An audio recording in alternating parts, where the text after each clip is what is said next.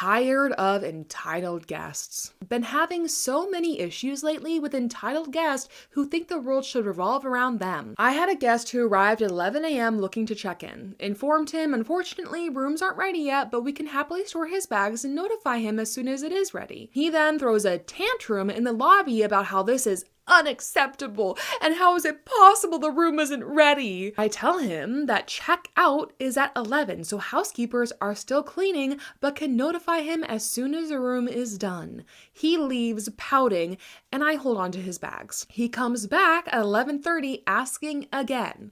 I tell him sorry, but still not ready. He then tries to argue how he has now been waiting all day. It's been 30 minutes and he has never been treated like this. Eventually, he storms off. I then get a call from his secretary saying, "My boss is very upset. Is there any discount or free amenity you could provide to rectify this inconvenience?" I flat out tell her no. Check-in is guaranteed for 3 p.m. as stated on the confirmation. Any early check-in is just us being nice and we do not have to guarantee it. She hangs up and I get a word from my housekeeping manager that the room is ready. I was about to call and tell him his room was ready, but decided it and didn't, as I'm tired of people acting so rude and entitled. A couple minutes later, a sweet lady comes to check in. She says she knows she's early but wanted to leave her bag. I remembered we had that clean room, so offered it to her as she was actually being nice. Checked her in and she even gave me a $5 tip for being so helpful. The guy came back asking about his room and I told him, unfortunately,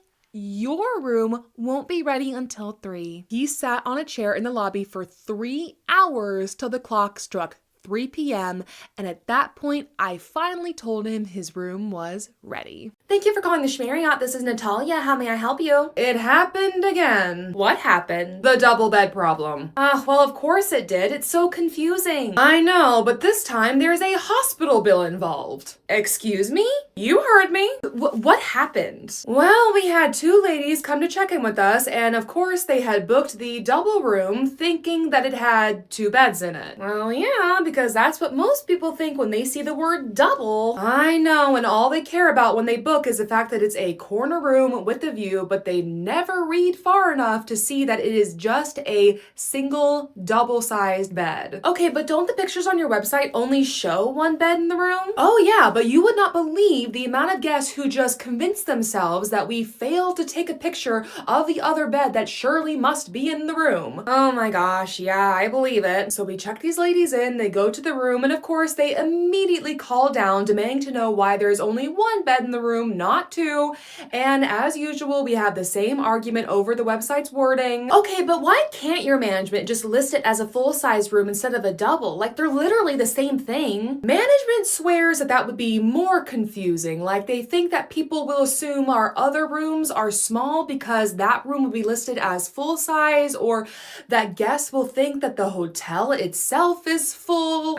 Still seems better than the guests thinking there's 2 beds when there's just 1. Yeah, I know, but management did step in and tell the ladies that they had gotten exactly what they booked, even showed them the online listing, and pointed out the fact that we do send multiple reminder emails before their stay where we clearly state that there is only 1 bed in the room. So okay, but how did this lead to a hospital bill? Oh, well, one of the women decided that if she wasn't going to get her own bed, then she was going to sleep in the bathtub. Seriously? Oh, and by the way, the 2 ladies were sisters. Wait, so the lady decided to sleep in the bathtub rather than share a bed with her sister? Yup, and apparently she hurt her back sleeping in the bathtub, went to the hospital about it, and is now saying that our hotel is on the hook for the bill because it was our fault that she had to sleep there in the first place. Look, as dumb and confusing as a listing is, that's not the hotel's fault. Oh, I know, but I'm really hoping that this is the wake-up call that management needed to finally change the listing for that room. Yeah, seriously. Also, why can't you just change it over to a single queen bed, or even better, a single king, or I don't know,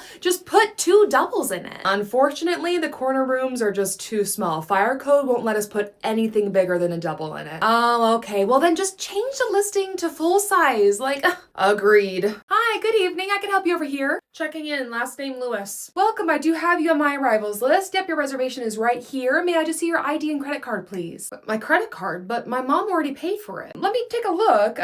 No, I'm sorry. This reservation isn't paid for. Yes, it is. My mom booked and paid for it through Sexpedia. Actually, this reservation was booked directly with the hotel, not through a third party, and it hasn't already been paid for. She said she paid for it. Look, I have the confirmation email. See? Well, I can certainly have a look.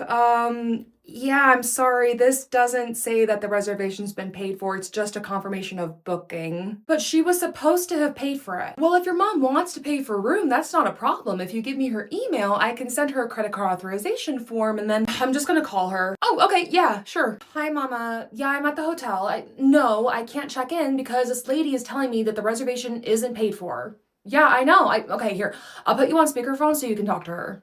Here. Oh, you want me to? Okay. Hi, ma'am. This is Jessica from the Marriott speaking. We serve too much breakfast? Is that a thing? This middle-aged couple came to the front desk midway through breakfast and asked what kind of breakfast we serve, a continental breakfast or a hot breakfast. As far as I know, we don't specify which precisely, just breakfast included, and we have a fair amount of items both hot and cold. The couple produced an array of travel brochures, some of which I have never seen, and said they didn't specify what kind of breakfast we had. I glanced over their collection quickly, then went to our website, which is the definitive word on our amenities, and it only says breakfast included, which I knew and pointed out to them. They similarly brought up our page on Helpedia, which they booked through, and said, oh, well, that's all it says here too. Praise our marketing team for keeping that up to date. They rested their heads on their hands with their elbows on the desk and stared at each other for a moment as if to reaffirm their inconvenience over our well-stocked, albeit vaguely advertised, breakfast. Then they produced an old coupon book for our area with the rate we don't offer listed for our property. Now, I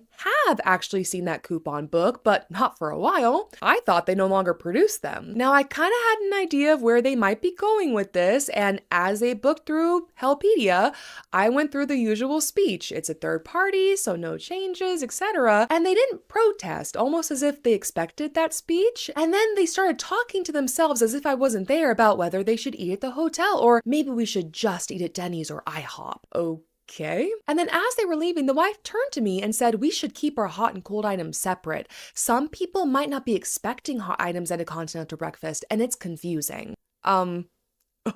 Okay. But we don't serve a continental breakfast, just breakfast that's included in the price of the hotel. Like, sheesh. I honestly thought they were going to make a play for a discount, especially after they showed me that coupon book rate, but they didn't, surprisingly. I emailed my general manager and told her what happened. I don't know, maybe the salespeople should update our amenities descriptions, but they seem pretty clear to me. Hi, thank you for calling the Marriott. This is Natalia. How may I help you? Hey, girl. Oh, hey, girl. This is actually gonna sound crazy, but I don't really have any stories ready for a gossip sash. You seriously don't have any stories from this last weekend? Oh, duh, yeah, Valentine's Day was as crazy as always, of course, as if Saturdays couldn't get any worse. The amount of entitlement, it was crazy. What was your worst story of someone expecting something for free just because of the holiday weekend? Oh, there was so much. Let me think. Mine was a guy who booked the cheapest room at the hotel and then expected us to upgrade him to the most expensive suite we have,